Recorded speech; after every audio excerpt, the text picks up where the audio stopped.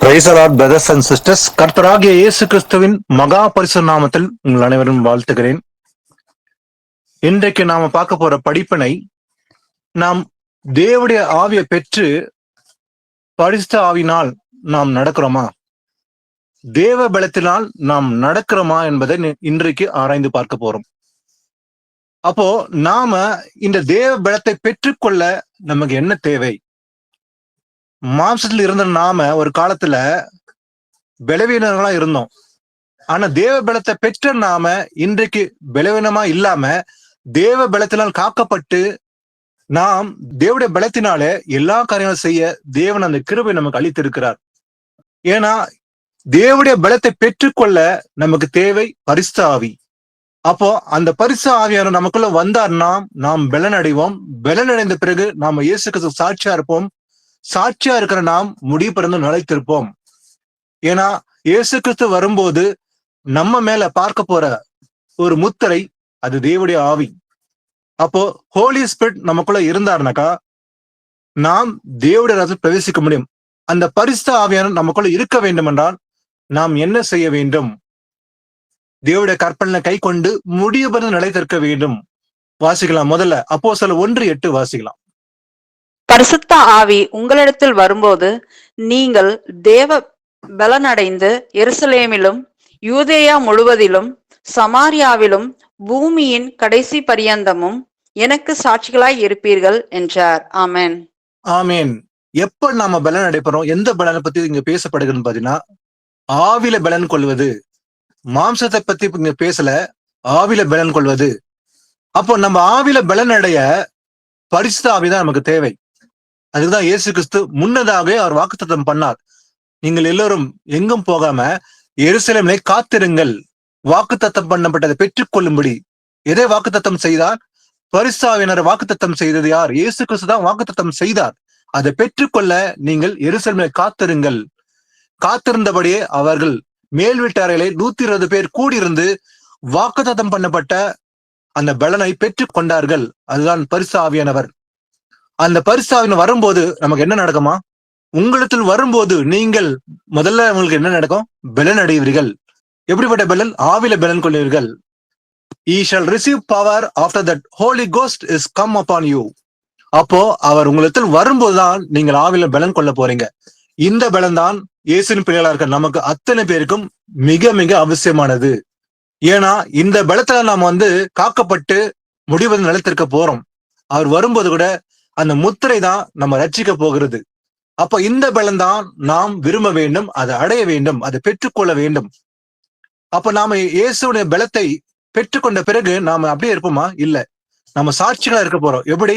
எருசலேம் மாத்திரமல்ல, யூதா மாத்திரமல்ல, சமாரியா மாத்திரமல்ல, பூமியின் கடைசி பரியந்தமும் எனக்கு சாட்சியா இருப்பீர்கள் என்று இயேசு கிறிஸ்து சொன்னது போலவே நாம இன்றைக்கு தேவனுடைய பலத்தை பெற்ற நாம் எப்படி இருப்போம்? அவருக்கு சாட்சியா இருப்போம். இங்கு மாத்திரமல்ல, இந்த பூமியின் கடைசி பரியந்தமும் நாம் இயேசு கிறிஸ்துக்கு சாட்சிகளா இருப்போம். சாட்சிகளா இருக்கிறோமா? அதுதான் இன்னைக்கு நாம் ஆராய்ந்து பார்க்க போறோம். வாசிக்கலாம். அப்போஸ்தலர் 10:38 வாசிக்கலாம். நசரேயனாகிய இயேசுவை தேவன் பரிசுத்த ஆவியினாலும் வல்லமையினாலும் அபிஷேகம் பண்ணினார். தேவன் அவருடனே கூட இருந்தபடியினாலே அவர் நன்மை செய்கிறவராயும் பிசாசின் வல்லமையில் அகப்பட்ட யாவரையும் குணமாக்குகிறவராயும் சுற்றித் திரிந்தார். ஆமென். பாருங்க, இயேசு கிறிஸ்து என்ன செஞ்சாராம்? அவர் நன்மை செய்கிறவராய் சுற்றி திரிந்தாராம். ஏன்னா பேதுரு சாட்சி கொடுக்கிறான், அப்போஸ்தலன் சாட்சி கொடுக்கிறான், யோவான் சாட்சி கொடுக்குறாங்க. யாரு? இயேசு கிறிஸ்து குறித்து. இங்க பாருங்க, நசரேயனாகிய இயேசுவை தேவன் பரிசுத்த ஆவியினாலும் அதே போல வல்லமையினாலும் அபிஷேகம் பண்ணினார். அவர் யோர்தான் நதியிலே ஞானஸ்நானம் பெற்ற பிறகு கரையை ஏறின உடனே பரிசுத்த ஆவியானவர் அவர் மேல் இறங்கின உடனே அவர் பலன் அடைந்தார். தேவாவினால் அவர் நிரம்பி அவர் கூட எப்படி இருந்தாரு? சாட்சியா ஜீவித்தார் இல்லையா? அவர் மனுஷகுமாரனா இருந்தார் பூமியில. ஆனாலும் கடைசி பரிந்தும் முடிவு பரிந்தும் அவர் எப்படி இருந்தார்? சிலுவையின் மரண பரிந்தும் இயேசு கிறிஸ்து எப்படி இருந்தாரு? மனுஷகுமாரனா இருந்தும் கூட அந்த தேவாரி தேவன் மனுஷகுமாரனா இருக்கும்போது கூட அவர் வல்லமையோடும் அபிஷேகத்திலும் நிறைந்தவராய் அவர் சாட்சியாக இருந்தார்னு சொல்லி பார்க்க முடியும். அப்போ இதுதான் அப்போஸ்தலன் இங்க சாட்சி கொடுக்குறான். எப்படி? நசரேயனாகிய இயேசுவை தேவன் பரிசுத்த ஆவியினாலும் வல்லமையினாலும் அபிஷேகம் பண்ணினார்.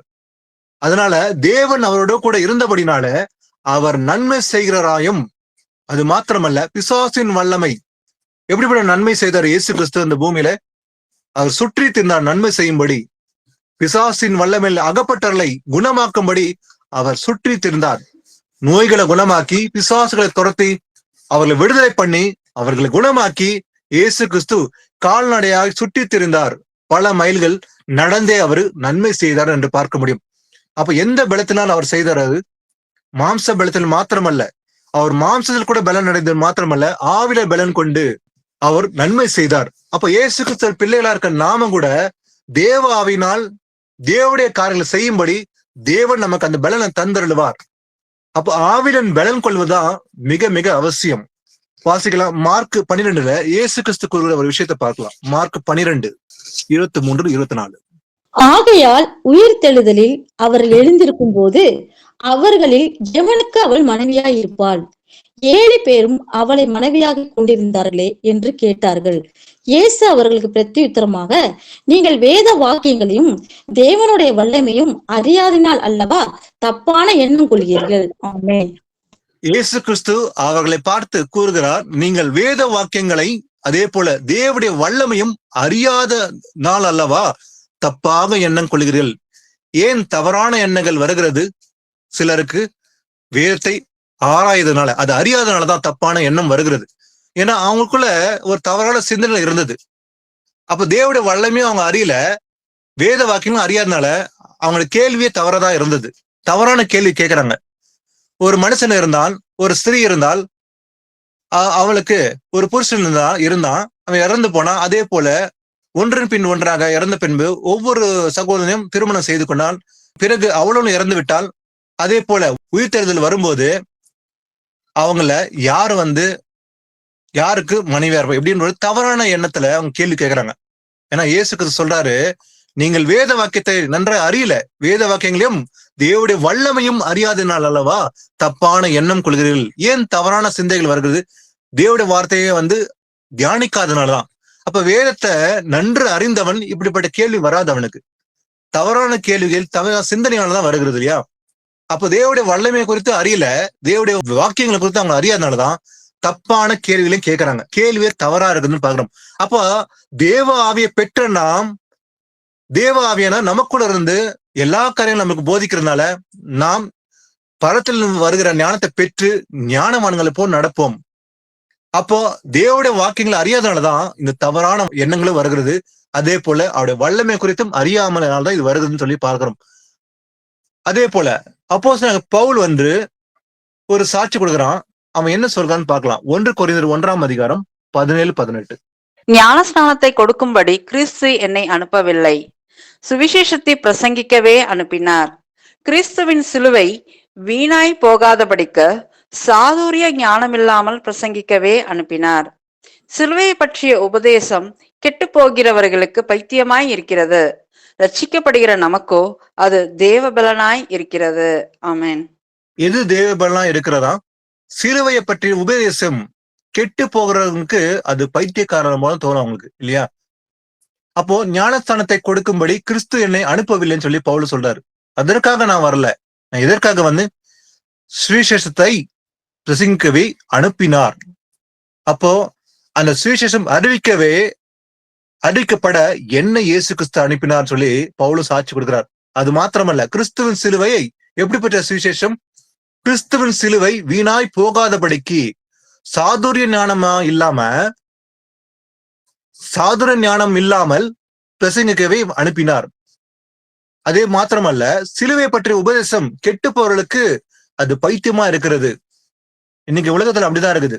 இயேசு கிறிஸ்து பற்றிய அந்த சுவிசேஷம் அறிவிக்கப்படும் போது உலகத்துக்கு அது பைத்தியமா தோன்றும் அவங்களுக்கு. என்ன அவங்க இயேசு வருவாருன்னு சொல்றாங்க, 2ஆம் வரைக்கும் சொல்றாங்க, அவர் வந்தாரு மறுபடியும் வர்றான்னு சொல்றாங்க.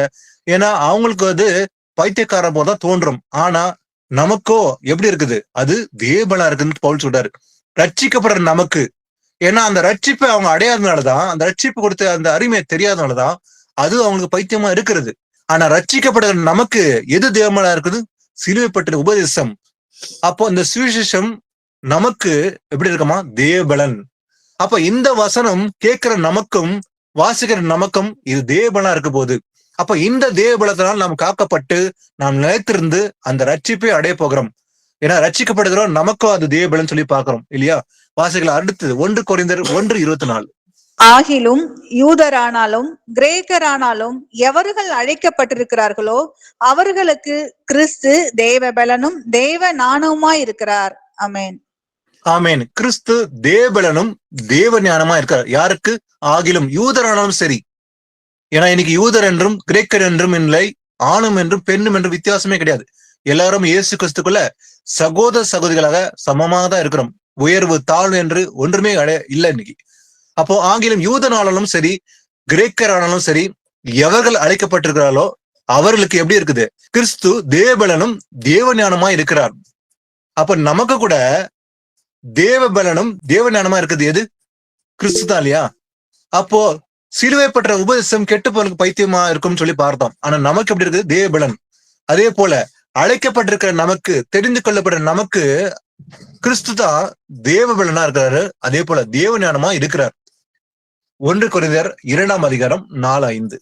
உங்கள் விசுவாசம் மனுஷருடைய ஞானத்தில் அல்ல, தேவனுடைய பலத்தில் இருக்கும்படிக்கு என் பேச்சும் என் பிரசங்கமும் மனுஷ ஞானத்துக்குரிய நயவசனம் உள்ளதா இராமல் ஆவியினாலும் பலத்தினாலும் உறுதிப்படுத்தப்பட்டதா இருந்தது.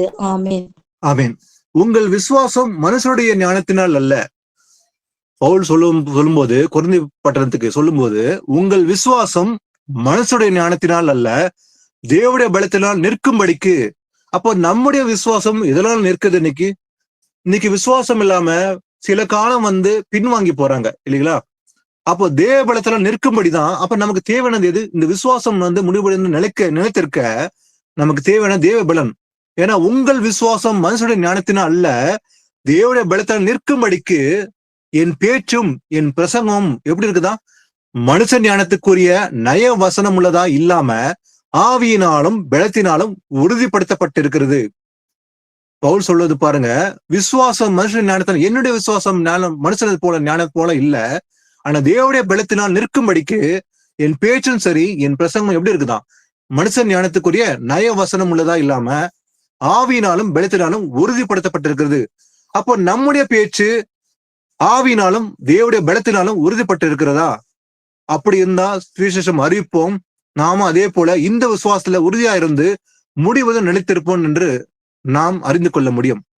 1 கொரிந்தியர் 2:6-7 வாசிக்கலாம்.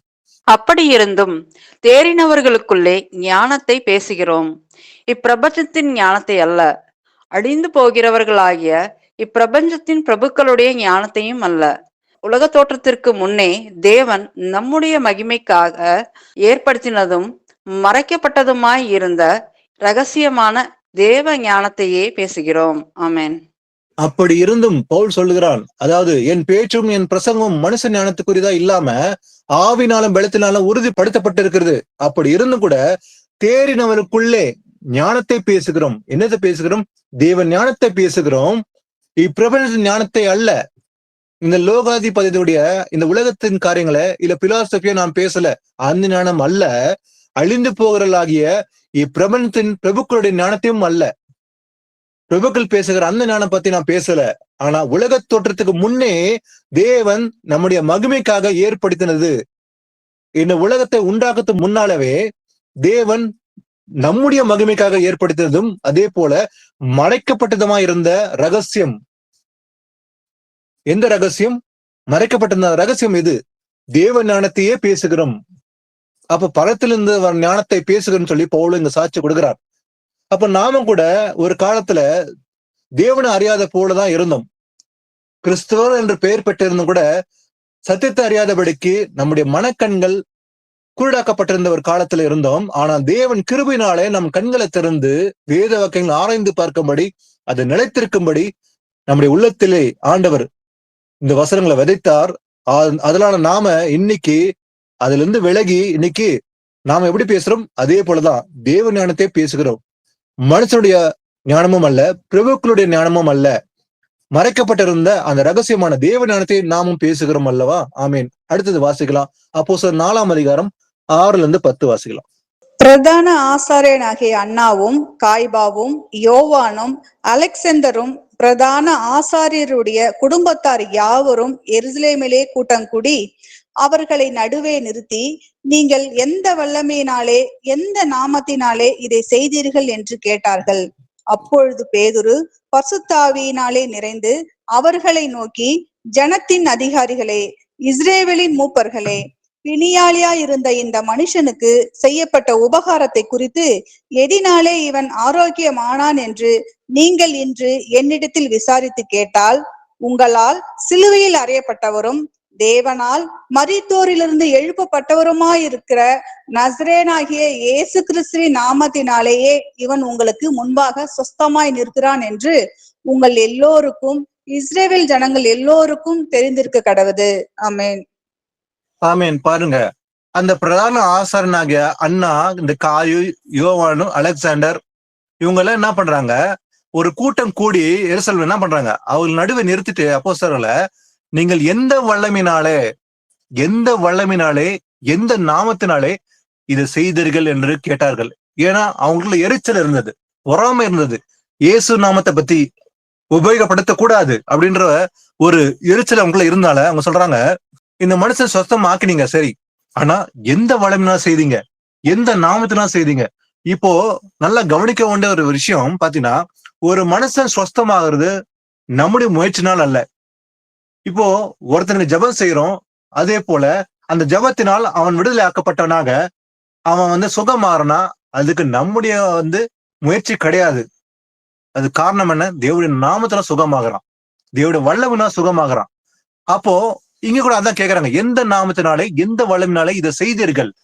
அப்போ பேதுரு சொல்றான், பரிசுத்தாவியில் நிறைந்து சொல்றான், அவரை நோக்கி, ஜனத்தின் அதிகாரிகளே, இஸ்ரவேலின் மூப்பர்களே, பிணியாளியா இருந்த இந்த மனுஷனுக்கு செய்யப்பட்ட உபகாரத்தை குறித்து எதினாலே இவன் ஆரோக்கியமானன் என்று நீங்கள் இன்று எங்களிடத்தில் விசாரிக்க கேட்டால், நான் சொல்றேன் கேளுங்க, உங்களால் சிலுவையில் அறையப்பட்டவரும் தேவனால் மரித்தோரிலிருந்து எழுப்பப்பட்டவருமா இருக்கிற நசரேயனாகிய இயேசு கிறிஸ்து நாமத்தினாலே இவன் உங்களுக்கு முன்பாக சொஸ்தமாய் நிற்கிறான் என்று உங்கள் எல்லோருக்கும், இஸ்ரவேல் ஜனங்கள் எல்லாருக்கும் தெரிந்திருக்க கடவுது. பேதுரு சொல்லுகிறான், நீங்க கேட்டீங்க எந்த நாமத்தினால், எந்த வல்லமை.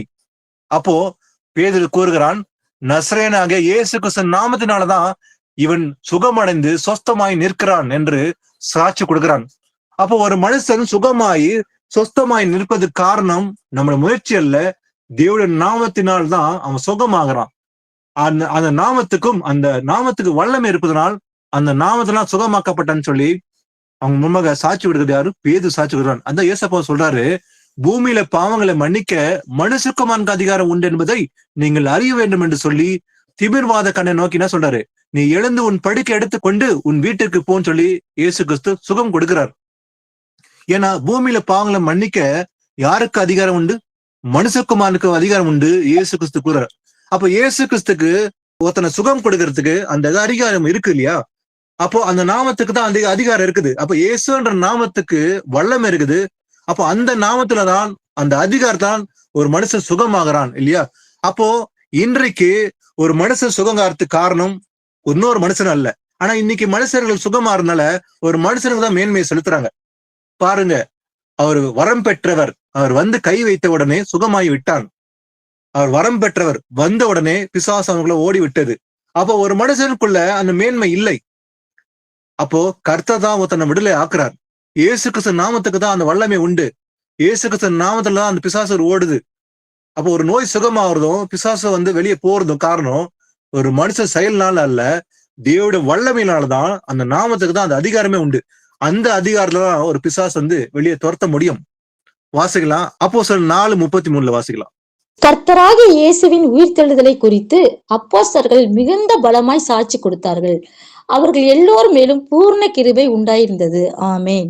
ஆமேன். பாருங்க, அப்போஸ்தலர்கள் மிகுந்த பலமாய் சாட்சி கொடுத்தாங்க அன்னைக்கு இல்லைங்களா. அநேகர் 3000 பேர் ரட்சிக்கப்பட்டாங்க, சபை வளர்ந்தது, அங்க பக்தி வைராகியம் உண்டானது இல்லைங்களா. இதெல்லாம் நடந்த அந்த காலகட்டத்துல ஆரம்பத்துல அப்போஸ்தலர்கள் சீஷர்கள் எல்லாம் வளர்ந்து பெருகி அநேக சாட்சி கொடுத்தாங்க, சபை வளர்ந்தது. அன்னைக்கு கர்த்தராக இயேசுவின் உயிர்த்தெழுதலை குறித்து அவங்க என்ன செஞ்சாங்க, அப்போஸ்தலர்கள் மிகுந்த பலமாய் சாட்சி கொடுத்தார்கள். அவங்க என்ன பண்ணாங்க? தேவ பலத்தினால தான் அந்த சாட்சியை கொடுக்கறாங்க. அவர் எல்லோர் மேலும் என்ன நடந்தது? பூர்ண கிருபை உண்டாயிருந்தது. அப்ப தேவ கிருபை அவங்க மேல இருந்தனால தேவ ஆவியை பெற்று அவங்க உயிர்த்தெழுதலை குறித்து மிகுந்த பலமாய் அவர்கள் சாட்சி கொடுத்தார்கள். அப்ப இன்னைக்கு நாம இயேசு கிறிஸ்து சாட்சி கொடுக்க அந்த பலன் தேவை. எந்த பலன்? ஆவில பலன் வந்து கொள்ள வேண்டும். வாசிக்கலாம் 2 கொரிந்தியர் 13:3-4 வாசிக்கலாம். கிறிஸ்து எனக்குள்ளே பேசுகிறார் என்பதற்கு அத்தாட்சி தேடுகிறீர்களே. அவர் உங்களிடமாய் பலவீனர் அல்ல, உங்களிடத்தில் வல்லவராய் இருக்கிறார். ஏனெனில் அவர் பலவீனத்தால் சிலுவையில் அறையப்பட்டிருந்தும் தேவனுடைய வல்லமையினால் பிழைத்திருக்கிறார். அப்படி நாங்களும் அவருக்குள் பலவீனராய் இருந்தும் உங்களிடமாய் விளங்கிய தேவனுடைய வல்லமையினால் அவருடனே கூட பிழைத்திருப்போம். ஆமென். பவுல் கூறுகிறான், கிறிஸ்து எனக்குள்ளே பேசுகிறார் என்பதற்கு அத்தாட்சி தேடுகிறீங்க நீங்க. ஆனா அவர் உங்களிடமாய் பலவீனர் அல்ல, உங்களிடத்தில் வல்லவரா இருக்கிறார். யாரு? இயேசு கிறிஸ்து வல்லவரா இருக்கிறார்னு சொல்லி பவுல் சாட்சி கொடுக்கிறான். ஏன்னா அவர் பலவீனத்தினால் சிலுவையில் அறையப்பட்டிருந்து கூட இயேசு கிறிஸ்து சிலுவையில் அறையப்பட்டிருந்தார். எப்படி? பலவீனத்தினால் அவர் சிலுவையில் அறையப்பட்டிருந்தார். இருந்தும் கூட தேவனுடைய வல்லமையினால் பிழைத்திருக்கிறார். அப்போ இயேசு கிறிஸ்து சிலுவையில வந்து அறையப்படும் போது அவர் சரீரத்தில் பலவீனம் இருந்தது, பாடுகள் அனுபவிச்சார் இல்லையா? அவர் எல்லா வழியும் தாங்கி கொண்டார் இல்லையா? அநேக அடிகள் அடிக்கப்பட்டார், கைகளில் ஆணிகள், கால்களிலோ ஆணிகள் இல்லையா? அப்போ இந்த பலவீனத்தினால் அவர் சிலுவையில் அறையப்பட்டிருந்தும் கூட தேவனுடைய வல்லமையினால் எப்படி இருந்தாரு? பிழைத்திருக்கிறார். அப்போ தேவன் வல்லமையினால் பிழைத்திருக்கிறார். அப்படி நாங்களும் கூட அவருக்குள் பலவீனா இருந்தும் கூட நாங்க கூட உங்களிடமாய் விளங்கின தேவனுடைய வல்லமையினாலே அவருடன் கூட பிழைத்தும் இருக்கிறன்னு சொல்லி பவுலும் கூறுகிறார். அதே போலதான் நாங்கள் அவருக்குள் பலவீனா இருந்து கூட பவுலுக்கு பலவீனம் இருந்தது இல்லையா? அநேக அடிகள் அவர் வாங்கினார் இல்லையா? அநேக இடங்கள் அவர் நிந்திக்கப்பட்டார், அதே போல துன்பப்படுத்தப்பட்டார். பவுல் வந்து போர் இடங்கள்ல அநேக இடங்கள்ல அவர் சாட்சி கொடுக்கிறார் இல்லையா? கண் விழிப்புல, குளிர்ல, தூக்கம் இல்லாம இருந்தேன், 3 தரம் அயன்றால அடி வாங்கினார் இல்லையா? இது எல்லாமே இயேசு கிறிஸ்துக்காக நானும் சந்தோஷமாக அதை பெற்றுக்கொண்டேன், அதுக்கு சாட்சி கொடுக்கிறேன்னு சொல்லி பவுலும் சொல்றாரு. என் பலவீனத்துல நான் மிகவும் மேன்மை பாராட்டுறேன்னு சொல்லி பவுல் சொன்னார் இல்லையா?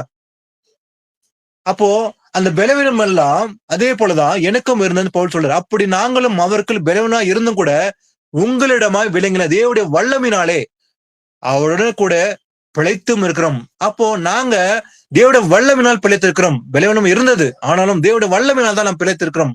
அப்போ நமக்கும் எனக்கு பலவீனம் இருக்கக்கூடும். அப்போ ஆரம்ப கட்டத்துல ஒருவேளை இயேசு அறியாத நாட்கள்ல இருந்திருக்க கூடாது. ஆனா இன்றைக்கு சத்தியத்தின்படி நடக்கும் போது நமக்கு பலவீனம் உண்டு. ஆனா நம்முடைய பலவீனம் குறைவதா இருக்கும் இல்லையா? அன்னைக்கு அதிகமா இருந்தது. அன்னைக்கு இயேசு கிறிஸ்துக்காக ரத்த சாட்சியம் மரித்தார்கள் அநேகர்.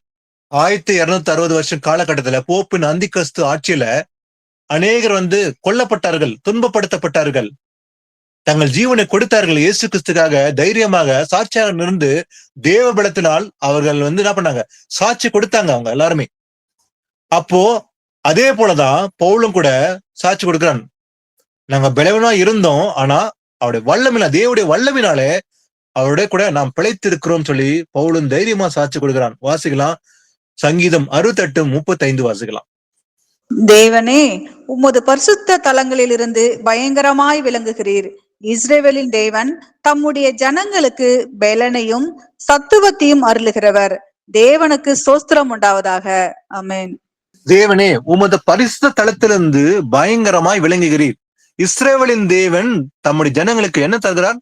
பலனையும் சத்துவத்தையும் அருளுகிறார். எப்படிப்பட்ட பலன்? தேவ பலத்தை கொடுக்கிறது யாரு? இஸ்ரவேலின் ஜனத்துக்கு தேவன் தான் கொடுக்கிறாரு. அப்ப இஸ்ரவேலின் தேவன் தம்முடைய ஜனங்களுக்கு என்ன கொடுக்கிறாரு? பலனையும் சத்துவத்தையும் அருளுகிறார். அப்போ தம்முடைய ஜனத்துக்கு இயேசு கிறிஸ்து அந்த பலனை தர வல்லவரா இருக்கிறார். இது குறித்து கொரிந்தியர்ல வாசிக்கலாம், 2 கொரிந்தியர் 12:9-10. அதற்கு அவர், என் கிருபை உனக்கு போதும், பலவீனத்திலே என் பலம் பூர்ணமாய் விளங்கும் என்றார். ஆகையால் கிறிஸ்துவின் வல்லமை என் மேல் தங்கும்படி என் பலவீனங்களை குறித்து நான் மிகவும் சந்தோஷமாய் மேன்மை பாராட்டுவேன். அந்தபடி நான் பலவீனமாய் இருக்கும் போதே பலம் உள்ளவனாய் இருக்கிறேன். ஆகையால் கிறிஸ்துவின் மித்தம் எனக்கு வரும் பலவீனங்களிலும், நிந்தைகளிலும், நெருக்கங்களிலும், துன்பங்களிலும், இடு கண்களிலும் நான் பிரியப்படுகிறேன். ஆமேன். ஆமீன். பவுல் பாருங்க, அவனுக்கு பலவீனம் இருந்தது. ஒரு முள் கொடுக்கப்பட்டிருந்தது. அந்த முள் என்பது வியாதி அல்ல, அவனுக்கு இருந்த பலவீனம்.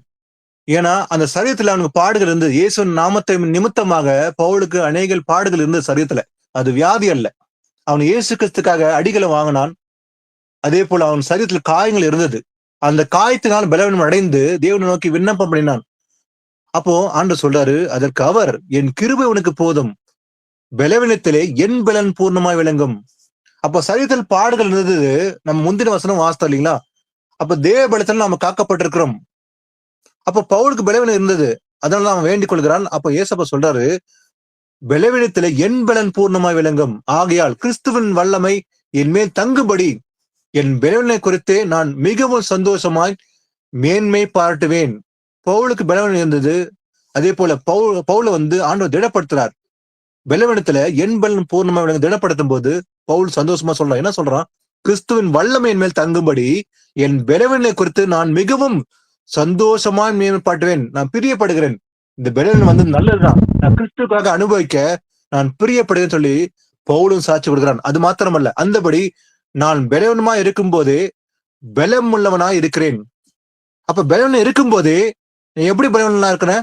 ஏன்னா கிறிஸ்துவின் வல்லமை என் மேல் இருக்கிறதுனாலதான் அவன் சொல்றான், நான் பலவீனமா இருக்கும் போதே பலமுள்ளவனா இருக்கிறேன்னு சொல்லி பவுல் சொல்றான். ஆகையால் கிறிஸ்துவின் நிமித்தம் எனக்கு வரும் பலவீனங்களில் நிந்தை, நெருக்கம், துன்பம், இடுக்கம், இது எல்லாவற்றையும் நான் என்ன பண்றேன்? நான் பிரியப்படுகிறேன், நான் சந்தோஷப்படுகிறேன். இப்படி சொல்ல கூடுமா? ஆம். இயேசுவின் பிள்ளைகளா இருக்கிற நாமும் கூட, இயேசுக்கு சாட்சி கொடுக்கிற பிள்ளைகளா இருக்கிற நாமும் கூட அந்த பலவீனத்துல கூட நான் சந்தோஷப்படணும். பலவீனம் இருக்கும் போது பலம் நம்ம மேல இருக்கும். நமக்கு பலம் இருந்தாலும் கூட அவருடைய பலன் நம்ம மேல இருக்கும். ஏன்னா தேவனுடைய ஆவியானவர் நமக்குள்ள இருக்கிறதுனாலதான். வாசிக்கலாம். அதே போல ஏன்னா பவுல் சொல்றான், என்னை பலப்படுத்த கிறிஸ்துவால் எல்லாவற்றையும் செய்ய எனக்கு பலம் சொல்லி சாட்சி கொடுக்குறான். வாசிக்கலாம். பிலிப்பு 4 அதிகாரம் 11 முதல் 13. என் குறைச்சலினால் நான் இப்படி சொல்லுகிறதில்லை. ஏனெனில் நான் எந்த நிலைமையில் இருந்தாலும் மனரம்யமாய் இருக்க கற்றுக்கொண்டேன். தாழ்ந்திருக்கவும் எனக்கு தெரியும், வாழ்ந்திருக்கவும் எனக்கு தெரியும். எவ்விடத்திலும் எல்லாவற்றிலும் திருப்தியாய் இருக்கவும், பட்டினியாய் இருக்கவும், பரிபூர்ணமடையவும், குறைவுபடவும் போதிக்கப்பட்டேன். என்னை பலப்படுத்துகிற கிறிஸ்துவினாலே எல்லாவற்றையும் செய்ய எனக்கு பலன் உண்டு. ஆமென். ஆமீன். பாருங்க, பவுல் சொல்றான், என் குறைச்சலினால் நான் இப்படி சொல்லுகிறதில்லை. ஆனாலும் கூட, ஏனெனில் நான் எந்த நிலைமையில் இருந்தாலும் கூட மனரம்யமா இருக்க கற்றுக்கொண்டேன். இதுதான் நாமும் கற்றுக்கொள்ள வேண்டிய முக்கியமான ஒரு பாடம். எந்த நிலைமையில் இருந்தாலும் சரி, நம்ம ஒருபோதும் சோர்வடையக்கூடாது. மனரம்யமா இருக்க கற்றுக்கொள்ள வேண்டும். இன்னைக்கு குறைச்சல் இருக்குதா? இருந்தாலும் பரவாயில்ல, அதுல ரம்யமா இருக்க கற்றுக்கொள்ள வேண்டும். அதான் பவுல் சொல்ல, எந்த நிலைமையிலும் இருந்தாலும் சரி நான். ஏன்னா அவன் இருந்த நிலைமையெல்லாம் பாத்தீங்கன்னாக்கா நம்மை போல கம்ஃபர்டபுளா இல்லாம இல்லையா? இன்னைக்கு நமக்கு எல்லாரும் விதமான சுகத்தையும் கொடுத்து நமக்கு சுகபோகமா வச்சிருக்காரு ஆண்டவர் இல்லையா? நம்ம சேஃபா தான் வச்சிருக்காரு. நமக்கு ஒன்னும் ஆகாரம் கொடுத்து, உடுத்த உடையும் கொடுத்து, தங்க இடம் கொடுத்து, எல்லா வசதியும் கர்த்தர் கொடுத்துக்காரு நமக்கு வேண்டியதை. ஆனா அன்னைக்கு பவுலுக்கு அப்படி இல்லை. உபத்திரம் இருந்தது, அவமானம் இருந்தது, பாடுகள் இருந்தது. அவன் போகிற இடத்துல வரவேற்பு இல்லை. அவனை சிறைச்சாலை போடுறாங்க. சிறைச்சாலை போடுகிற ஒரு இடத்துல பாத்தீங்கன்னா 3 தடவை அவர் அடிச்சு செத்து போயிட்டானா பாருங்க, இழுத்து போடுறாங்க. அதே போல குளிர், வெயில், நித்திரை இல்லை, கண் விழிப்பு, இப்படிதான் பவுலுடைய பயணமும் இருந்தது. ஆனா அந்த நிலைமையில எல்லாவற்றிலும் பவுல் சொல்றான், மனரம்யமா இருக்க கற்றுக்கொண்டேன். என் குறைச்சல கூட நான் ஒன்றும் சொல்லவில்லை. ஏன்னா தாழ்ந்திருக்கும் தெரியும் எனக்கு, அதே போல வாழ்ந்திருக்கும் எனக்கு தெரியும் சொல்லி பவுல் சொல்றான். எவ்விடத்திலும் எல்லாவற்றிலும் திருப்தியா இருக்கும், பட்டினியா இருக்கும், பரிபூர்ணமடையும், குறைவுபடும் போதிக்கப்பட்டேன். போதிக்கப்பட்டபடியே என்னை பலப்படுத்துகிற கிறிஸ்துவினாலே எல்லாவற்றையும் செய்ய எனக்கு பலன் உண்டு. ஏன்னா அவனுக்குள்ள இருந்தது தேவ பலன். அந்த பலத்தினால்தான் தான் சாட்சி கொடுக்கிறான். மனரம்யமா இருக்க கற்றுக்கொண்டேன். எனக்கு எல்லாமே கற்றுக்கொண்டேன். தாழ்ந்திருக்கும் தெரியும், வாழ்ந்திருக்கும் தெரியும், பட்டினியா இருக்கும் கற்றுக்கொண்டேன், பரிபூர்ணமா இருக்கும் கற்றுக்கொண்டேன். எல்லா சூழ்நிலையும் நான் மனரம்யமா இருக்கேன். இது போலதான் நாமும் இருக்க வேண்டும். வாசிக்கலாம். 2 தீமோத்தேயு 1:7-8. தேவன் நமக்கு பயமுள்ள ஆவியை கொடாமல் பலமும் அன்பும் தெளிந்த புத்தியும் உள்ள ஆவியையே கொடுத்திருக்கிறார். ஆகையால் நம்முடைய கர்த்தரை பற்றிய சாட்சியை குறித்தாவது அவர் நிமித்தம் கட்டப்பட்டிருக்கிற என்னை குறித்தாவது நீ வெட்கப்படாமல் தேவ வல்லமைக்கேற்றபடி சுவிசேஷத்திற்காக என்னோட கூட தீங்கு அனுபவி. ஆமென். ஆமென். தேவன் நமக்கு பயமுள்ள ஆவியை கொடுக்கல இல்லையா? நம்ம ஒரு காலத்துல ஒரு 10 வருஷம் முன்பாக ஒரு 20 வருஷம் முன்பாக நம்ம இயேசு அறியாத போல இருக்கும்போது நமக்குள்ள பயம் இருந்தது. மாம்சத்துல அதிகமான பயம் உண்டு இல்லையா? ஆனா இன்னைக்கு அப்படிப்பட்ட பயம் இல்லை. ஏன்னா தேவன் நமக்கு இன்னைக்கு பயமுள்ள ஆவியை கொடுக்கல. எப்படிப்பட்ட ஆவியை கொடுத்துக்கிறார்? பலமும் அன்பும் தெளிந்த புத்தி உள்ள ஆவியே நமக்கு கொடுத்திருக்கிறார். தெளிந்த புத்தியுள்ள ஆவி இருக்குதா? ஆம். வேதத்தை ஆராய்ந்து நிதானிக்கும் போது நமக்கு தெளிவு உண்டாகுது. அப்போ தேவனுடைய பலத்தினால் காக்கப்பட்டிருக்கிறோம். அப்போ அந்த பலத்தினால் பெற்று நாம் ஆகையால் நம்முடைய கர்த்தரை பற்றி சாட்சியை குறித்தாவது அவர் நிமித்தம் கட்டப்பட்டிருக்கிற என்னை குறித்தாவது நீ வெட்கப்படாமல் என்ன பண்ணுமா? தேவ வல்லமை கேற்றபடி என்ன பண்ணும்? சுவிசேஷத்துக்காக என்னோட கூட தீங்கு அனுபவி. அப்ப தீங்கு அனுபவிக்கணும். இதற்காக தேவ வல்லமை கேற்றபடி சுவிசேஷத்துக்காக நாம கூட அந்த தீங்கு அனுபவிக்க வேண்டும். ஒரு காலத்துல பயம் இருந்தது. ஆனா இன்னைக்கு தேவ பலத்துல காக்கப்பட்டிருக்க நமக்கு அப்படிப்பட்ட பயம் இல்லை. ஏன்னா நமக்கு எப்படிப்பட்ட பலம் உண்டு? அன்பும் தெளிந்த புத்தியில ஆவி பெற்றிருக்கிறோம். நமக்கு ஆவியில கலக்கமும் பயமும் கிடையாது. இன்னைக்கு உலகத்துல பயம் உண்டு. அடுத்து என்ன நடக்குமோ? ஏன்னா இயேசு கிறிஸ்து வருகின் போது ஒரு பெரிய யுத்தம் நடக்க போகுது, 3ஆம் உலக போர். அந்த சூழ்நிலையிலே அநேகருக்குள்ள பயம் கலக்கம் உண்டாகி அநேகர் விசுவாசத்தை விலகி போவார்கள் இருக்குது இல்லையா? ஆனா நாம விசுவாசத்தோடு நிலைத்திருந்தால் அந்த சூழ்நிலையில கூட நாம் காக்கப்பட்டிருப்போம். வாசிக்கலாம் ரோமர் 15:13. பரிசுத்த ஆவியின் பலத்தினாலே உங்களுக்கு நம்பிக்கை பெருகும்படிக்கு நம்பிக்கையின் தேவன் விசுவாசத்தினால் உண்டாகும் எல்லாவித சந்தோஷத்தினாலும் சமாதானத்தினாலும் உங்களை நிரப்புவாராக. ஆமேன். ஆமேன். பரிசுத்த ஆவியின் பலத்தினாலே. எந்த பலம்? பரிசுத்தாவின் பலம்.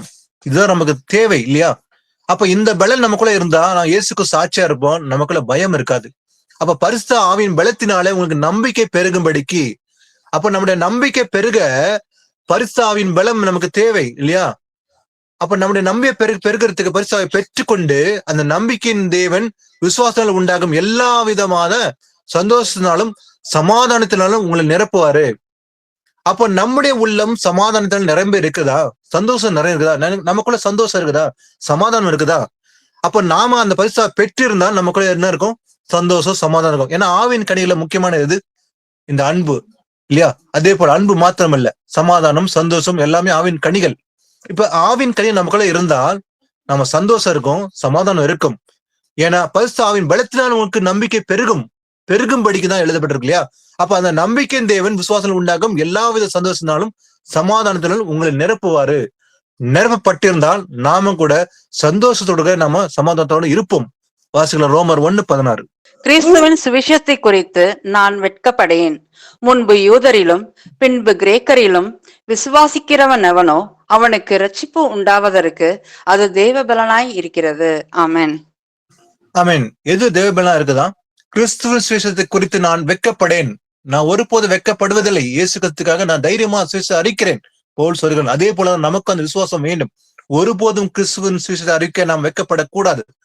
ஏன்னா முன்பு யூதரிலும் பின்பு கிரேக்கரிலும் விசுவாசிக்கிற எவனுக்கோ அவனுக்கு ரட்சிப்பு உண்டாகுவதற்கு எது தேவபலன் இருக்குது? இந்த காஸ்பல் தான் நமக்கு தேவபலன் இல்லையா? கிறிஸ்துவின் சுவிசேஷம் நமக்கு தேவபலன். அது ஒருபோதும் வெட்கப்படக்கூடாது. அதை அறிவிக்க நாம் தைரியம் உள்ளவரா இருக்க வேண்டும். அதான் பவுல் சொல்கிறான், நான் வெட்கப்படேன். முன்பு யூதரிலும் பின்பு கிரேக்கரிலும் சரி, விசுவாசிக்கிற எவனுக்கோ அவனுக்கு ரட்சிப்பு உண்டாவதற்கு அது தேவபலா இருக்குது. அப்ப நமக்கு ரட்சிப்பு உண்டாவதற்கு எது தேவபலன்? கிறிஸ்துவின் சுவிசேஷமா இருக்குது இல்லையா? வாசிக்கலாம் 2 பேதுரு 1:3-4.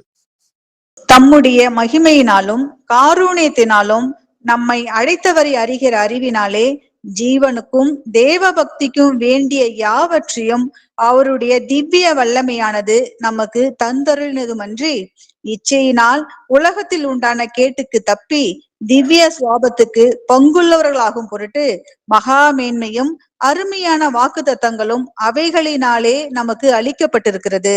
ஆமென். ஆமென். தம்முடைய மகிமையினாலும் காரணத்தினாலும் நம்மை அழைத்தவரை அறிகிற அறிவினாலே, இயேசு கிறிஸ்து அறிகிற அறிவினாலே ஜீவனுக்கும் தேவபக்தியும் வேண்டிய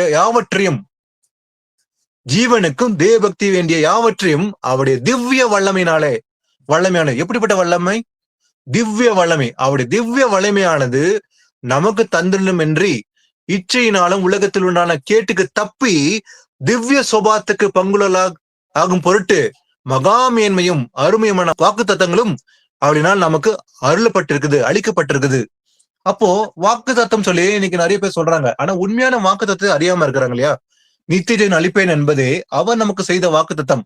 ஆனா இங்க ஒரு மகா மேன்மையான வாக்கு தத்தம் இருக்குது இல்லையா? தம்முடைய மகிமையினாலும் காரணத்தினாலும் நம்மை அழைத்தவர் அறிகிற அறிவினாலே ஜீவனுக்கும் தேவபக்தி வேண்டிய யாவற்றையும் அப்படி திவ்ய வளைவினாலே நமக்கு தந்தருளினார். இதுதான் பெரிய வாக்கு தத்தம் இல்லையா?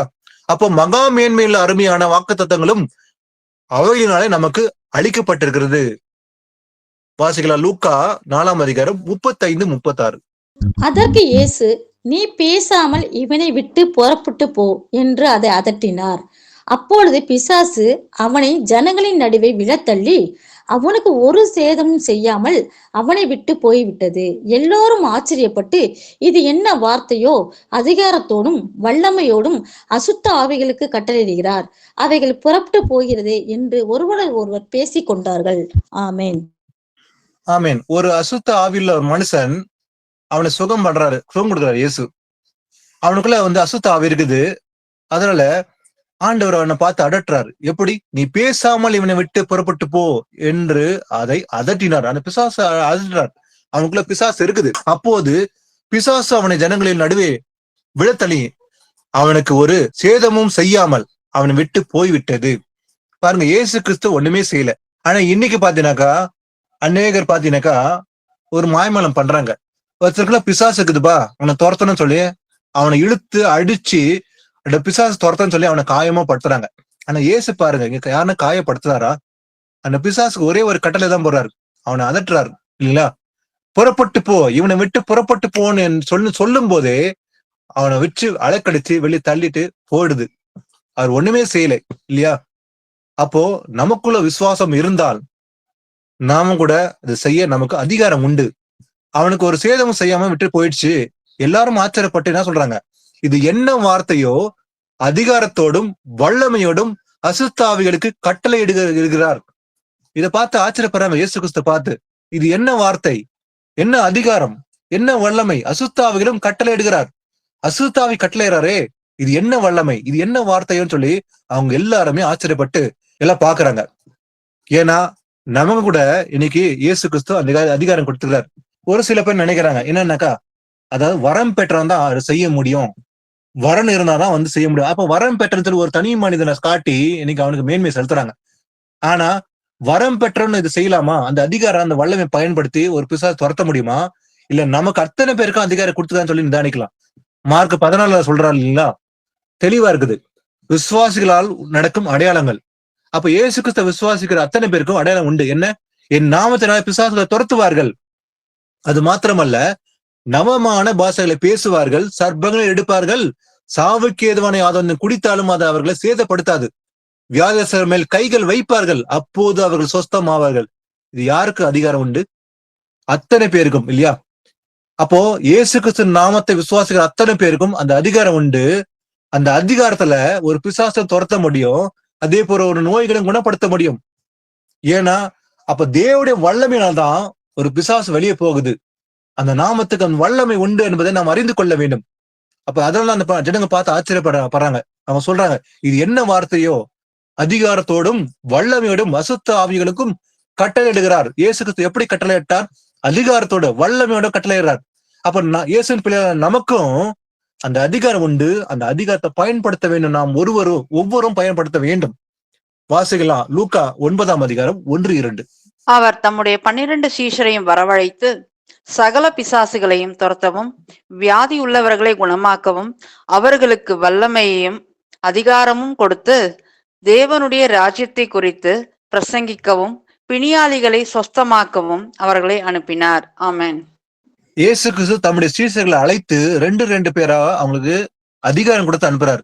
சொல்றாரு, அவர் தம்முடைய 12 சீஷரையும் வரவழைத்து என்ன பண்றாரு? முதல்ல அவனுக்கு அதிகாரம் கொடுத்து அனுப்புறாரு. பிறகு பாத்தீங்கன்னாக்கா அவர் 2 பேரா 70 பேரா அனுப்புறாரு.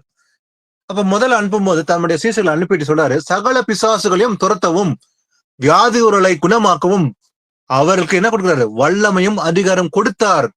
அப்ப இயேசு கிறிஸ்து அவங்க என்ன கொடுக்குறாரு? வல்லமை, அதிகாரம். அவர் நாமத்தினாலே அதை செய்யும்படி அவர்கள் வல்லமையும் அதிகாரம் கொடுத்து அனுப்புறாரு. தேவனுடைய ராஜ்யத்தை குறித்து பிரசங்கம் பண்ணவும் பிணியாளிகளை சொஸ்தமாக்கும் அவர்களை அனுப்பினார். இயேசு கிறிஸ்து நமக்கு கொடுக்கப்பட்ட ஒரு வேலை உண்டு நமக்கும், இல்லைங்களா? நாம கூட நமக்கும் அந்த அதிகாரம் உண்டு, அதை பயன்படுத்த வேண்டும், இல்லைங்களா? ஆனா ஒரு சில பேர் விசுவாசம் இல்லாததான் பயன்படுத்த முடியல அவங்களால. ஏன்னா விசுவாசம் உள்ளவன் தான் செய்ய முடியும். ஏன்னா அவங்க விசுவாசத்தை செஞ்சாங்க, இல்லையா? அப்ப நமக்கும் அந்த அதிகாரம் உண்டு, அதை பயன்படுத்த வேண்டும். பிசாசுகளை துரத்தவும், நோய்களை குணப்படுத்தவும், பிணியாளிகளை சொஸ்தப்படுத்தவும் நமக்கு கூட அதிகாரம் உண்டு. ஏன்னா மார்க் 14 வாசத்து போலவே நமக்கு அதிகாரம் கொடுத்திருக்காரு. ஆனா அதிகாரத்தை பயன்படுத்த நமக்கும் அதிகாரம் உண்டு. அப்ப இயேசுவின் பிள்ளைகளுக்கு அந்த அதிகாரம் உண்டு என்று பார்க்கிறோம். வாசிக்கலாம். 1 பேதுரு 1ஆம் அதிகாரத்துல 4-6 வாசிக்கலாம். அவர் இயேசு கிறிஸ்து மரித்தோரிலிருந்து எழுந்ததினாலே அழியாததும் மாசற்றதும் வாடாததுமாகிய சுதந்திரத்திற்கு ஏதுவாக ஜீவனுள்ள நம்பிக்கை உண்டாகும்படி தமது மிகுந்த இரக்கத்தின்படியே நம்மை மறுபடியும் ஜெனிப்பித்தார். கடைசி காலத்திலே வெளிப்பட ஆயத்தமாக்கப்பட்டிருக்கிற ரட்சிப்புக்கு ஏதுவாக விசுவாசத்தை கொண்டு தேவனுடைய பலத்தினாலே காக்கப்பட்டிருக்கிற உங்களுக்கு அந்த சுதந்திரம் பரலோகத்தில் வைக்கப்பட்டிருக்கிறது. இதிலே நீங்கள் மிகவும் சந்தோஷப்படுகிறீர்கள். என்றாலும் துன்பப்பட வேண்டியது அவசியமானதால் இப்பொழுது கொஞ்ச காலம் பலவிதமான சோதனைகளினாலே துக்கப்படுகிறீர்கள். ஆமென். ஆமென். அவர் இயேசு கிறிஸ்து மரித்தோழிருந்து எழுப்பினாலே அழியாததும் மாசற்றதுமான வாழதுமாகிய சுதந்திரத்துக்கு ஏதுவாக ஜீவனுள்ள நம்பிக்கை உண்டாகும்படி தமது மிகுந்த இரக்கத்தின்படி நம்மை மறுபடியும் ஜெனிப்பித்தார். எப்படி? சத்திய வசனத்தால் நம்ம ஜெனிப்பித்திருக்காரு இன்னைக்கு, இல்லையா? மறுபடியும் நாம ஜெனிக்கப்பட்டிருக்கிறோம். அப்படி மிகுந்த இரக்கத்தின்படியேதான். அது மாத்திரமல்ல, கடைசி காலத்திலே வெளிப்பட ஆயத்தம் பார்க்கப்பட்டிருக்கிற ரட்சிப்புக்கு ஏதுவான விசுவாசத்தை கொண்டு தேவனுடைய பலத்தினால் காக்கப்பட்ட உங்களுக்கு, அப்போ கடைசி காலத்தில் வெளிப்பட ஆயத்தமாக்கப்பட்ட ரட்சிப்பு, இந்த ரட்சிப்பு எப்ப கிடைக்குமா? வசனம் தெளிவா இருக்குது. கடைசி காலத்தில் வெளிப்பட ஆயத்தமாக்கப்பட்டிருக்கிற ரட்சிப்பு. அப்போ முன்னமே ஆயத்தமாக்கப்பட்டிருக்கிற இந்த ரட்சிப்புக்கு ஏதுவாக விசுவாசத்தை கொண்டு தேவனுடைய பலத்தினால் நாம காக்கப்பட்டிருக்கிறோம். காக்கப்படுற உங்களுக்கு அந்த சுதந்திரம் எங்க இருக்குதான்? பரலோகத்தில் வைக்கப்பட்டிருக்கிறது.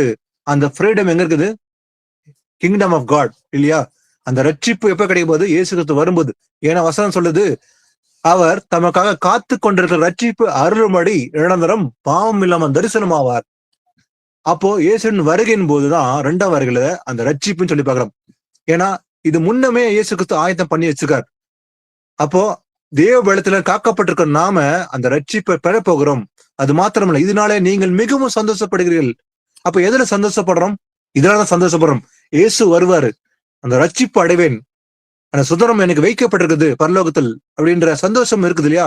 அப்ப என்றாலும் அது இருந்தாலும் கூட துன்பப்பட வேண்டியது அவசியமானதால், அது இருந்தாலும் கூட என்ன பண்ணுமா? துன்பப்பட வேண்டும். இயேசு கிறிஸ்துக்காக துன்பப்பட வேண்டியது அவசியமானதால் இப்போது கொஞ்ச காலம் பலவிதமான சோதனைகளாலே துன்பப்படுகிறோம். அப்ப நாம எல்லாமே கொஞ்ச காலம் துன்பப்பட வேண்டும். ஆனா பிறகு நமக்கு மிகுந்த சந்தோஷம் உண்டாகும்படி இயேசு கிறிஸ்து வந்து அந்த ரட்சிப்பை நம்ம கொடுக்க போறார். அது பரலோகத்தில் இருக்குன்னு சொல்லி பாக்குறோம், இல்லையா? அப்ப கொஞ்ச பாலதான் இந்த துன்பம். ஆனா மிகுந்த சந்தோஷத்தோட இந்த துன்பத்தை அனுபவிக்க வேண்டும். வாசிக்கலாம். தானியல் ஒரு விஷயத்த சொல்லுகிற ஒரு விஷயத்த பார்க்கலாம். தானியல் 2ஆம் அதிகாரம் 19-23. பின்பு ராக்காலத்தில் தரிசனத்திலே தானியலுக்கு மறைபொருள் வெளிப்படுத்தப்பட்டது. அப்பொழுது தானியல் பரலோகத்தின் தேவனை சோஸ்தரித்தான். பின்பு தானியல் சொன்னது, தேவனுடைய நாமத்துக்கு என்றென்றைக்கும் உள்ள சதா காலங்களிலும் சோஸ்திரம் உண்டாவதாக. ஞானமும் வல்லமையும் அவருக்கு உரியது. அவர் காலங்களையும் சமயங்களையும் மாற்றுகிறவர். ராஜாக்களை தள்ளி ராஜாக்களை ஏற்படுத்துகிறவர். ஞானிகளுக்கு ஞானத்தையும் அறிவாளிகளுக்கு அறிவையும் கொடுக்கிறவர்.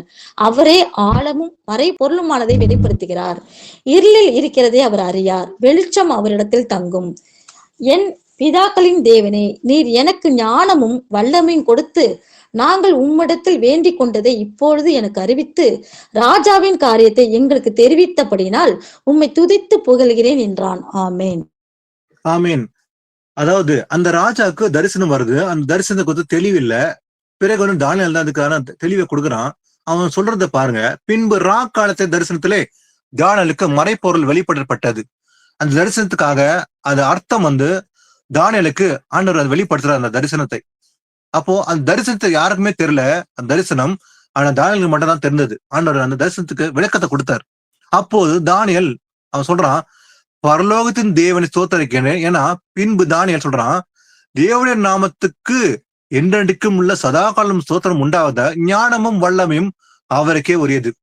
அவன் சொல்றான் முதல் வார்த்தை, எனக்கு நல்லா தெரியும், நான் சொல்ல முடியும் அப்படின்ற வார்த்தையை உபயோகப்படுத்தல இல்லையா. அவன் தன்னை தாழ்த்தி சொல்றான், ஞானமும் வல்லமையும் அவருக்கே உரியது, எனக்கு உரியதல்ல. அந்த ஞானமும் சரி, அந்த வல்லமையும் சரி அவருக்குரியது, கர்த்தருக்குரியது. அவர் காலங்களையும் சமயங்களையும் மாற்றுகிறவர் அவர். அதே போல ராஜாக்களை தள்ளி ராஜாக்களை ஏற்படுத்துகிறார். ஞானிகளுக்கு ஞானத்தையும் அறிவாளிகளுக்கு அறிவையும் கொடுக்கிறவர் யாரு? அவர்தான். அவரே ஆழமும் மறைபொருளுமானதை வெளிப்படுத்துகிறார். அதே போல இருளில் இருக்கிறதை அவர் அறிவிக்கிறார், வெளிச்சம் இடத்தில் தங்கும். அது மாத்திரமல்ல, நீர் பிதாக்களின் தேவனே, நீர் எனக்கு ஞானமும் வல்லமையும் கொடுத்து நாங்கள் உம்மிடத்தில் வேண்டிக் கொண்டதை இப்போது எனக்கு அறிவித்து. அவன் சொல்றான் தானியலு, நீர் எனக்கு ஞானமும் வல்லமையும் கொடுத்தீங்க. அப்போ தானியலுக்கு என்ன கொடுத்தாரு ஆண்டவர்? ஞானம் மாத்திரமல்ல, வல்லமை இல்லையா, தேவ வல்லமை பெற்றுக்கொண்ட, அதெல்லாம் விளக்கம் கொடுக்க முடிந்தது இல்லையா. அப்போ தானியல் சொல்றான், எனக்கு ஞானமும் வல்லமையும் கொடுத்து நாங்கள் உம்மிடத்தில் வேண்டிக் கொண்டதை இப்போது எனக்கு அறிவித்து ராஜாவின் காரியத்தை எங்களுக்கு தெரியப்படுத்தும்படியால் உமையை துதித்து புகழ்கிறேன். அப்ப தானியல் தன்னை தாழ்த்தி புகழ்ந்து கர்த்தரை நோக்கி, அதாவது உம்மை துதிக்கின்ற ஆண்டவரே, இந்த வல்லமையும் அதே போல ஞானத்தை கொடுத்தபடியால் உங்க நன்றி இயேசுன்னு சொல்லி தன்னை தாழ்த்தி துதிக்கிறான் இல்லையா. அப்ப நாம கூட தேவ ஞானத்தை பெற்றுக்கொண்டு அந்த வல்லமையில ஒவ்வொரு கருத்து செய்ய போறோம் இல்லைங்களா. இன்னைக்கு நம்ம எதுக்கு தேவை? இந்த தேவ ஞானம் தான் தேவை இல்லையா. அது அவருடைய வல்லமை தான் தேவை. வாசிக்கலாம். அடுத்தது, இயேசு கிறிஸ்து வரும்போது இந்த 2ஆம் வருகையில அவர் வரும்போது எப்படி வரப்போகிறார்? மத்தேயு 24 29 30. அந்நாட்களின் உபத்திரவம் முடிந்தவுடனே சூரியன் அந்தகாரப்படும், சந்திரன் ஒளியை கொடாதிருக்கும், நட்சத்திரங்கள் வானத்திலிருந்து விடும், வானத்தின் சத்துவங்கள் அசைக்கப்படும். அப்பொழுது மனுஷகுமாரனுடைய அடையாளம் வானத்தில் காணப்படும். அப்பொழுது மனுஷகுமாரன் வல்லமையோடும் மிகுந்த மகிமையோடும் வானத்தின் மேகங்கள் மேல் வருகிறதை பூமியிலுள்ள சகல கோத்திரத்தாரும் கண்டு புலம்புவார்கள். ஆமென். இயேசு கிறிஸ்து வரும்போது எப்படி இருக்குமா? அந்த நாட்கள் உபத்திரம் முடிந்த உடனே, உபத்திர நாட்கள் உண்டு, அந்த உபத்திரம் முடியணும். அந்த உபத்திரம் முடிந்த உடனே என்ன பண்ணுமா? சூரியன் அந்தகாரப்படும், சந்திரன் ஒளியை கொடாது இருக்கும். இயேசு கிறிஸ்து வருகைக்கு முன்பாக ஒரு முக்கியமான அடையாளம் நடக்க போகுது. அதுதான் 3ஆம் உலக போர். அப்போ நட்சத்திரங்கள் வானத்திலிருந்து விழும், வானத்தில் சத்துவங்கள் அசைக்கப்படும். அப்போது மனுஷனுடைய அடையாளம் வானத்தில் காணப்படும். மனுஷகுமார் மேகனும் வரப்போகிறார்.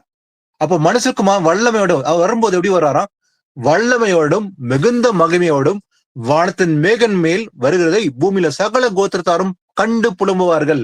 அவங்க பார்த்து புலம்புவாங்களாம் இயேசு கிறிஸ்து வருவதை பார்த்து. அவர் வரும்போது எப்படி வருவாராம்? வல்லமையோட வருவார். அது மாத்திரமல்ல, மகிமையோட வருவார். அப்போ அந்த வல்லமையோட வந்து 2 காரியம் செய்ய போகிறார். என்னது? ஒன்று நியாய தீர்ப்பு, இன்னொன்னு கீழ்ப்படுகிற பிள்ளைகளுக்கு ராஜ்யத்தை கொடுக்க போறார். அவர் ராஜாக்களை போல ஆசாரிகளை போல இருக்க போறாங்க இல்லையா. அப்போ வலது பக்கமும் இடது பக்கமும் 2 பேர் கூட்டத்தை பிரித்து எடுத்து வலது பக்கம் இருக்கவங்கள ராஜ்யத்துக்கு அழைப்பாரு. அந்த இடது பக்கம் இருக்கவங்கள என்ன பண்ண போறாரு? நியாய தீர்ப்பு கொடுக்க போறாரு அவங்களுக்கு. அப்ப அதுக்குதான் அந்த வல்லமையோட வரப்போறார். மிகுந்த வல்லமையோட வருவாரு, மகிமையோட வரப்போகிறார் இயேசு கிறிஸ்து. அப்ப அந்த வல்லமையில அந்த நியாயத்தில் சிக்கிக் கொள்ளாதபடிக்கு நாம வலது பக்கமா நிற்க நாம தேவனுடைய கற்பனை கை கொள்ள வேண்டும். ஆனா இன்னைக்கு பாத்தீங்கன்னாக்கா இந்த வல்லமை பத்தி பார்த்தோம் இல்லையா. ஆனா தேவன் வல்லமை கொடுக்கிறாரு இல்லைங்களா. இந்த பரிசா பெற்ற பிறகு நாம வல்லமை பெற்று நாம சாட்சியா நிற்போம். அப்ப பரிசா வந்த பிறகுதான் நாம தேவ வல்லமையினால நிற்க முடிகிறது. அப்ப நாம விசுவாசம் நிற்க இந்த தேவ பலன் தேவை. அப்ப ஹோலி ஸ்பிரிட் நமக்கு தேவை. அது மாத்திரமல்ல, நம்ம மாம்சல் அதாவது ஆவில மாத்திரமல்ல, நம்ம சரீரத்திலும் பலன் அடைய முடியும். சில காரியங்களை செய்ய நமக்கு இயேசு கிறிஸ்து பலனும் கொடுப்பார். அப்ப நம்ம ஆவிலும் பலன் கொண்டு இயேசு கிறிஸ்துக்காக செய்கிற எல்லா காரியம் செய்ய நமக்கு பலனும் கொடுப்பார். அதான் பவுல் சொல்கிறார் இல்லையா, என்னை பலப்படுத்த கிறிஸ்துவினால் எல்லாவற்றையும் செய்ய எனக்கு பலன் உண்டு. எல்லாவற்றையும் என்றால் என்ன? இயேசு கிறிஸ்துக்காக பாடுபடவும், அந்த சரீரத்துல அந்த அடிகளை வாங்கி கொண்டு அதை தாங்கிக் கொள்ளவும் பலனை கொடுத்திருந்தாரு. யாருக்கு? பவுலுக்கு. ஆனா இன்னைக்கு அதே அநேக பாத்தீங்கன்னாக்கா சரீரத்துல பலன் இல்லாம இருக்கிறாங்க இல்லைங்களா. ஒரு 30 வயசு ஆகும்போது அநேகர் பலன் இல்லாம வந்து என்ன பண்றாங்க, தவிக்கிறாங்க. இது காரணம் என்ன? பாவம். இந்த பாவத்தின் நிமித்தமாக தங்கள் பலங்களை இழக்கிறாங்க, சரீரத்தில் பலங்களை கூட. அதே போல சோர்வு அடைகிறாங்க. அடுத்ததான் மோசே கூட ஒரு விஷயம் சொல்றான், சங்கீதத்துல வாசிக்கும் போது பாத்தீங்கன்னாக்கா, எங்கள் நாட்கள் எல்லாம் உமது கோபத்தினால் போய்விட்டது. எதனால?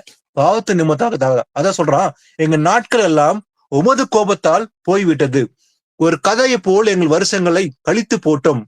எங்கள் ஆயுசு நாட்கள் 70 வருஷம், பலத்தின் மிகுதியால் 80 வருஷமா இருந்தாலும் கூட அதன் மேன்மையானது வருத்தமும் சஞ்சலமா இருக்குது. ஏன்னா எதற்காக? மனுஷனுடைய பாவம் நிமித்தமாக. அது சீக்கிரமாய் கடந்து போகிறது, நாங்களும் மறைந்து போக சொல்லி மோசே பாடினான் இல்லையா?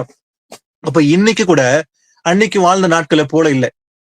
அன்னைக்கு வந்து பாவம் குறைவு இருந்த காலத்துல, ஆரம்பத்துல ஆதாமேவல் காலத்துல பாத்தீங்கன்னாக்கா, அவங்க வந்து 900 நாட்கள் வாழ்ந்தாங்க இல்லையா? அவங்க சரீரத்துல மாத்திரம் பலன் வழியில, ஆவில பலனோட தான் வாழ்ந்தாங்க அவங்க எல்லாருமே. ஆனா இன்னைக்கு பலன் இல்லாம, அத மோசே சொல்றாங்க இல்லையா, ஒரு கதையை போல் போகிறதுன்னு சொல்லி. எங்க ஆயுசு நாட்கள், எங்க நாட்கள் கதையை போல் இருக்குது, உமது கோபத்தால் போய்விட்டது. எதனால? பாவத்தின் நிமித்தமாக. மனுஷன் செய்யற பாவத்தினால அந்த நாட்சி தான் குறைந்து போகிறது, வெள்ளை இழந்து போகிறார்கள். ஆனா தேவனுடைய கற்பனைப்படி நடக்கிறவர்களுக்கு கர்த்தர் பலனையும் கொடுக்கிறார், அதே போல ஞானமும் தருகிறார் இல்லையா? வாசில ரோமர் 15, 17, 18. ஆதலால் நான் தேவனுக்குரியவைகளை குறித்து இயேசு கிறிஸ்துவை கொண்டு மேன்மை பாராட்ட எனக்கு இடம் உண்டு. புற ஜாதியாரை வார்த்தையினாலும் செய்கையினாலும் கீழ்ப்படிய பண்ணும்படிக்கு அற்புத அடையாளங்களின் பலத்தினாலும் தேவ ஆவியின் பலத்தினாலும் கிறிஸ்துவானவர் என்னை கொண்டு நடப்பித்தவைகளை சொல்வதல்லாமல் வேறொன்றையும் சொல்ல நான் துணிவதில்லை. ஆமேன். ஆமேன். ஆதலால் நான் தேவனுக்கு கூறியவைகளை குறித்து இயேசு கிறிஸ்துவை கொண்டு மேன்மை பாட்ட எனக்கு இடம் உண்டு. பவுல் சொல்றான், தேவனுக்குரியவைகளை குறித்து இயேசு கிறிஸ்துவை கொண்டு மேம்பாட்ட எனக்கு இடம் இருக்குது. ஏன்னா புறஜாதியாரை வார்த்தையினாலும் செய்கினாலும் கீழ்ப்படியும் பண்ணும்படிக்கு அற்புத அடையாளனாலும் பலத்தினாலும் தேவ ஆவியின் பலத்தினாலும் கிறிஸ்துவானவர் என்னை கொண்டு நடப்பித்தகளை சொல்வதே அல்லாமல் வேறு ஒன்றைய சொல்ல நான் துணிவதில்லை. பவுல் சொல்றான், வேற எதையும் சொல்ல நான் துணிவதில்லை. எதை குறித்து நான் சொல்வேன், எதை குறித்து நான் மெச்சிக்கொள்வேன்? அதாவது புறஜாதியாரை வார்த்தையினாலும் செய்கினாலும் கீழ்ப்படியும் பண்ணும்படிக்கு, அது மாத்திரமல்ல அற்புத அடையாளனால பலத்தினாலும் தேவ ஆவியின் பலத்தினாலும். எந்த ஆவியின் பலத்தினால? தேவ ஆவியின் பலத்தினால கிறிஸ்துவானவர் என்னை கொண்டு நடப்பித்தகளை. இன்னைக்கு அதை சொல்ல முடியுமா? ஆனா அநேகர் என்ன பண்றாங்க, இன்னைக்கு தங்களே மெச்சிக்கொள்கிறார். இன்னைக்கு அநேகர் வந்து மனுஷனுக்கு தான் மேன்மை தராங்க இல்லைங்களா? இந்த ஊழியக்காரன் இவன் வந்து வரம் பெற்றவன், இவன் கை வைத்தான் அற்புதம் நடக்குது.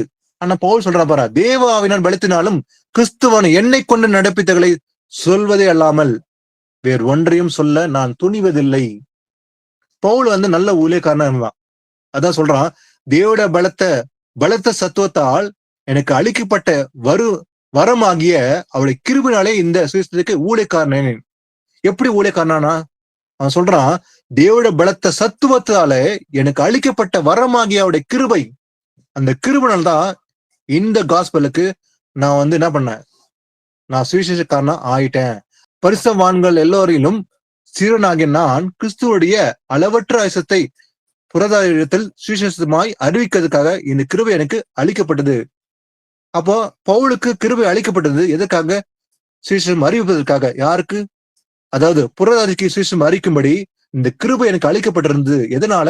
தேவனுடைய பலத்த சத்துவத்தால எனக்கு அளிக்கப்பட்ட வரமாக அவருடைய கிருபையாலே இந்த சுவிசேஷத்துக்கு நான் ஊழியக்காரனானேன்.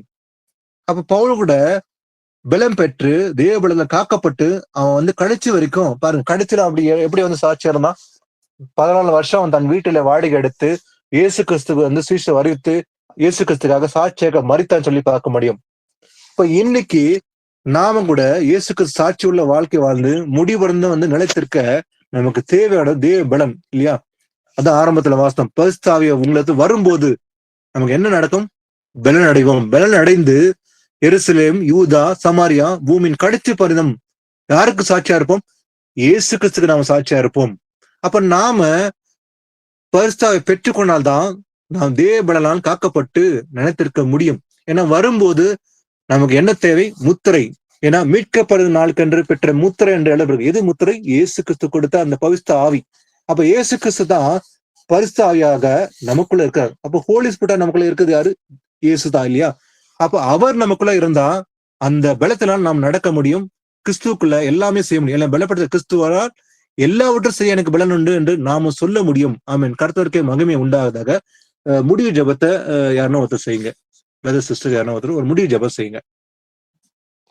அன்பின் பரலோக பிதாவே, இந்த மாலை நேரத்திலே சகோதரரை மறித்து அப்பா தேவனின் பல வசனங்களை பரிசுத்த ஆவியானவராக நீங்க எங்களுக்கு வெளிப்படுத்திருக்கீங்க அப்பா. இதோ ஆண்டவரே, எங்கள் உள்ளந்திரியங்களை ஆராய்ந்து பார்த்து இறைவனின் வசனங்கள் எல்லாம் எங்கள் இருதயத்திலே நிலையாக தங்கியிருக்கின்றதா என்று ஒவ்வொரு நாளும் நாங்கள் பரிசோதித்து பார்ப்பவர்களாக இருக்க வேண்டும் அப்பா. அப்பா பிதாவே, இதோ சத்தியம் அறிந்தவர்களாக இருக்கின்ற நாங்கள் எங்களுக்கு பரிபூரண சத்தியம் தெரிந்து விட்டது என்று நாங்கள் அசட்டை பண்ணக்கூடாது ஆண்டவரே, பெருமிதம் கொள்ளக்கூடாது ஆண்டவரே. ஆம் ஆண்டவரே, பரிசுத்தவான்கள் மேலும் பரிசுத்தவான்களாக மாற வேண்டும், நீதிமான்கள் மேலும் நீதிமான்களாக மாற வேண்டும் என்று நாங்கள் தொடர்ந்து ஆண்டவரை நித்திய ஜீவன் என்ற இலக்கை நோக்கி ஓடிக்கொண்டே இருக்க வேண்டும் அப்பா. எந்த விதத்திலும் ஆண்டவரை நாங்கள் மனம் தளர்ந்து விடாமல், சோர்ந்து விடாமல், இறைவனின் வார்த்தை எங்களுள் என்றும் நிலைத்திருக்க வேண்டும். ஒவ்வொரு நாளும் ஆண்டவரை பல அதிகாரங்களை படித்து அதை ஆராய்ந்து பார்த்து இறைவனின் வசனத்தின்படி நான் கீழ்ப்படிந்து என் வாழ்க்கையை மாற்றி மனம் திரும்பி வாழ்ந்து கொண்டிருக்கின்றனா என்று நாங்கள் ஒவ்வொரு நாளும் எங்கள் இருதயத்தை, எங்கள் எண்ணங்களை சோதித்து அறிய வேண்டும் அப்பா.